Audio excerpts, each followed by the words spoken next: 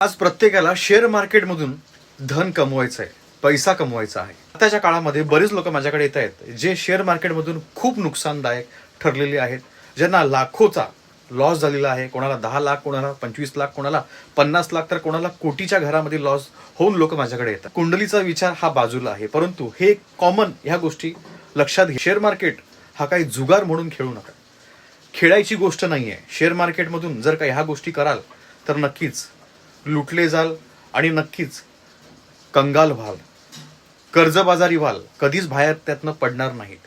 बरेच लोकांना मी पाहतो आत्महत्या व्हायच्या देखील घटना घडलेली आहे. पण आहे, जुआ किसी का सगा नहीं जिसको उसने ठगा नहीं. म्हणून तुम्ही अभ्यासूनी प्रकट व्हावे, म्हणजेच अभ्यास करा, एक गुंतवणूक म्हणून त्याच्याकडे पहा, लॉंग टर्म मध्ये गुंतवणूक करा, दर महिन्याला काहीतरी अमाऊंट गुंतवत जा, हरकत नाही. धन्यवाद.